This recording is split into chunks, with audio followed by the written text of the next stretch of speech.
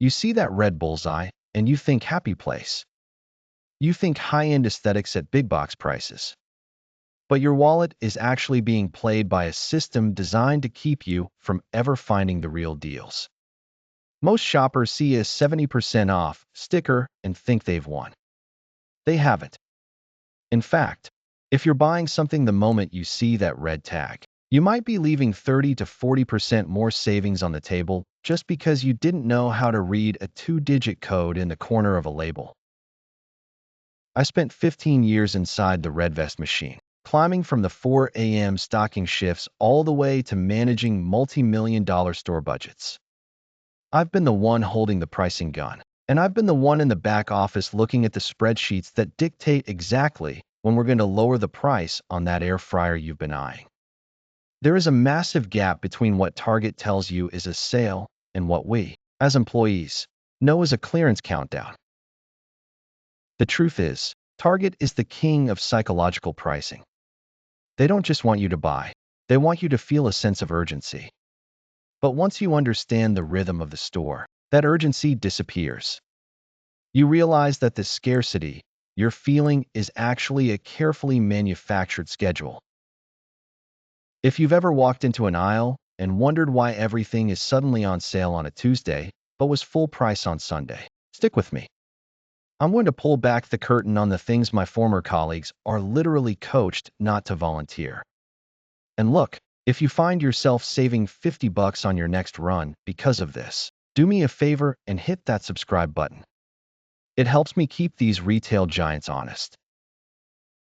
Let's start with the clearance calendar, because this is where most people get fleeced. You probably think markdowns happen whenever a manager feels like it, or when the backroom gets too full. That's a myth.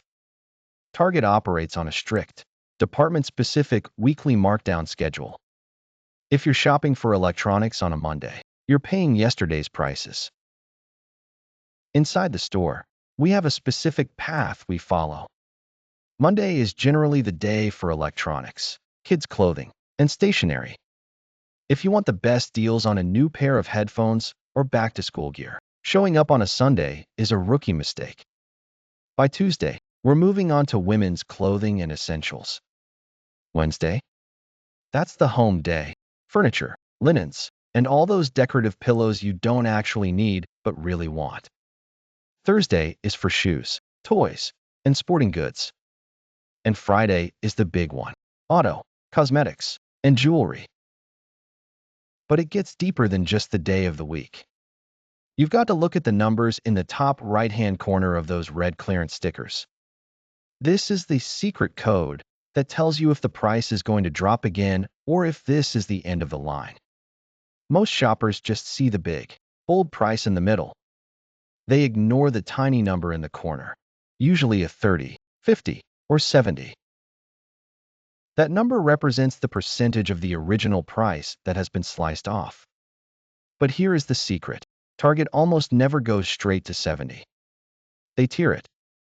If you see a 30 in that corner, it means it's the first markdown. If there's plenty of stock on the shelf, wait. Don't touch it. In exactly 2 weeks, on that specific department's markdown day, that 30 is going to turn into a 50. If it's still there 2 weeks later, it hits the 70 mark. Now, you might be asking, how do I know if it's ever going to hit 90? Here's the catch. The price tag itself tells you if the price is final. Look at the last digit of the price. If the price ends in a $0, 04, it's a final clearance. It's not going any lower. The system has flagged it for salvage, which means whatever doesn't sell is getting boxed up and shipped to a liquidator like Goodwill or a local bin store. If it ends in a $0, 06, or $0, 08, there is still another markdown coming. But there's a massive problem that employees usually hide from you: the hidden inventory ghost. Have you ever checked the Target app, saw that an item was in stock at your local store, but when you got there, the shelf was bone dry? You ask an employee, they scan the barcode, and they tell you, sorry, if it's not on the shelf, we don't have it. I'm going to tell you right now, they might be lying to you. But usually, they aren't even lying. They're just following a prompt. There's a specific reason why that item is missing, and it involves a backroom process that keeps the best deals out of your hands and in the hands of resellers who know how to work the system.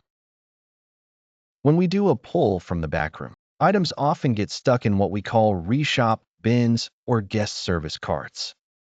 They're sitting in the store, but they aren't located in the system. If you know the right way to ask an employee to check the line or the audit trail, you can find items that are technically invisible to the average shopper. It sounds like a lot of work, but when you're talking about a $300 car seat that's marked down to $90 and hidden in a stray cart near the loading dock, it's worth the 5 minutes of effort. But finding that hidden item in a stray cart is just the tip of the iceberg. If you really want to see how deep the rabbit hole goes, you need to open your phone while you're standing in the middle of the store. Most shoppers think the Target app is a tool for convenience.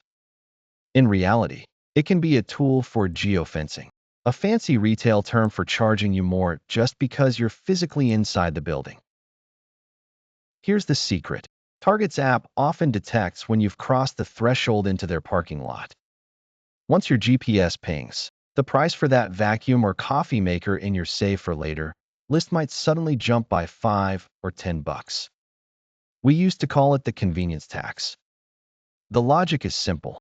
If you're already in the store, you're more likely to just grab it and go rather than leave and drive to a competitor. But there's a way to break the geofence.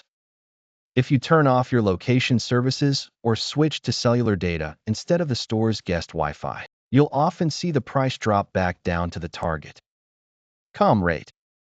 It sounds like a conspiracy theory, but it's a standard dynamic pricing algorithm. If you see a discrepancy, don't just grumble about it. Take it to guest services. They are required to match the target price, even if their own app is trying to pull a fast one on you while you're in aisle A14. Now, you might be thinking, okay, I'll just price match everything. But here is where it gets interesting, and this is something that literally changed just a few months ago. For years, the golden rule at Target was that you could either price match or use a Target Circle deal, but never both. It was a one or the other situation that cost shoppers millions in potential savings. As of early 2026, that rule has been quietly tossed out the window. Target updated its internal policy to allow stacking on price matches. This means if you find an item for a lower price on Target, you can match that price and then apply your 5% red card discount and any applicable Target Circle percentage off coupons. Most floor associates haven't even been fully briefed on this yet. If they tell you no, ask them to check the updated price match guarantee guidelines on their Zebra device. It's a total game changer for high-ticket items. While we're talking about convenience, let's talk about the most dangerous 400 square feet in the entire store. Bullseye's Playground. You know it as the dollar spot near the entrance. You think you're being savvy by grabbing a $3 glass jar or a $5 seasonal pillow. But from a management perspective, that section is a psychological buffer zone. We specifically designed the playground to lower your buying resistance. By the time you've spent 10 minutes looking at $1 trinkets, your brain has shifted into spending mode. You've already saved money in your head because everything is so cheap.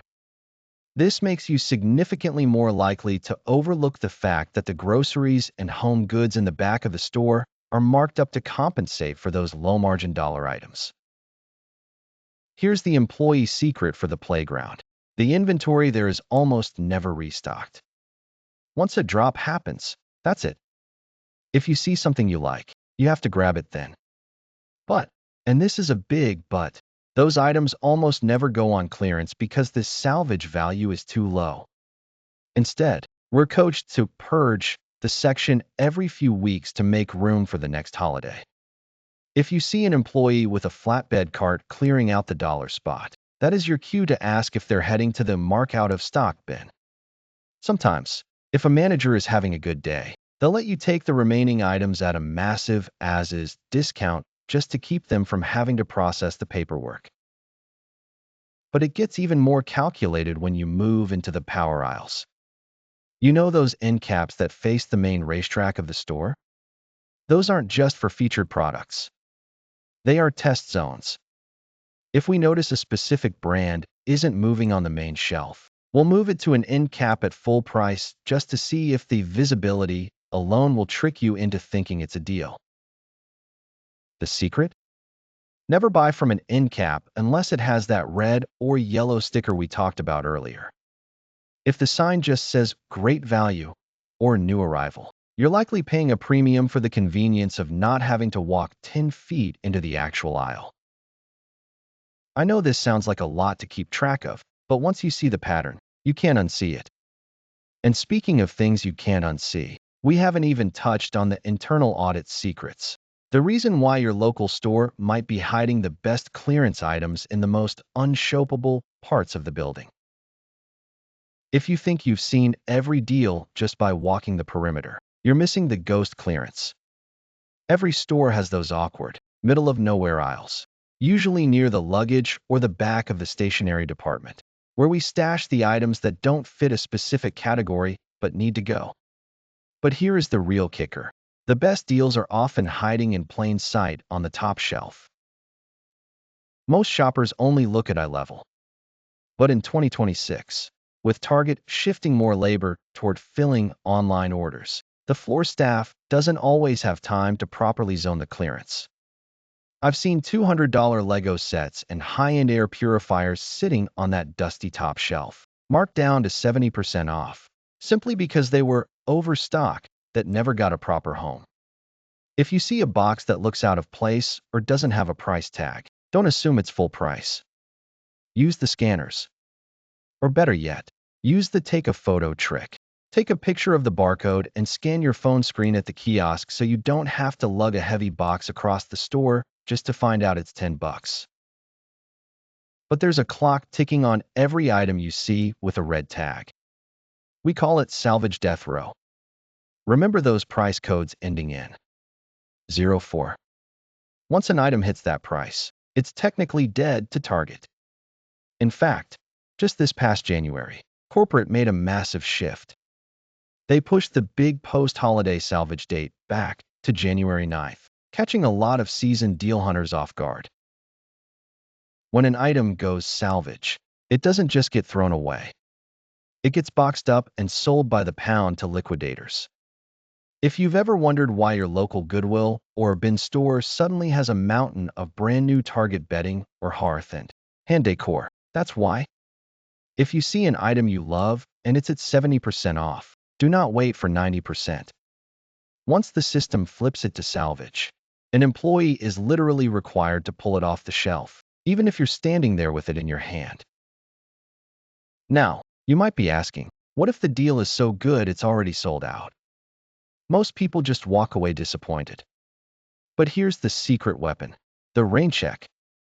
Target is one of the last major retailers that still issues paper rain checks for items featured in their weekly ad.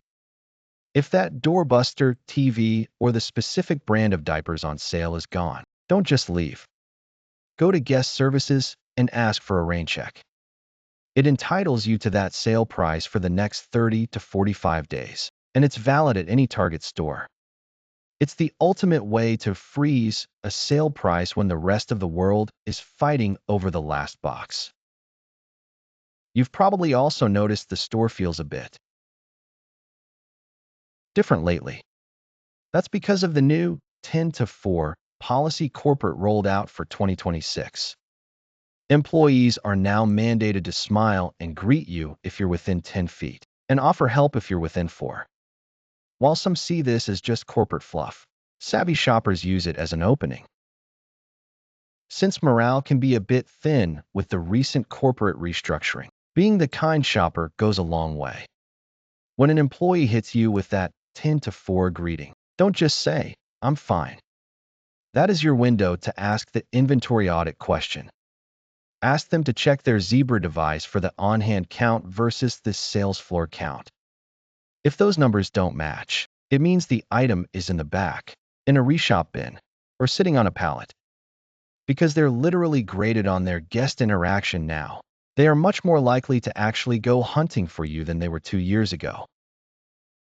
At the end of the day, Target is a business designed to make you feel like you're winning while they protect their margins. But when you know the markdown days, the price tag codes, and the geofencing hacks, the power flips back to you. You aren't just a guest anymore. You're the one running the system.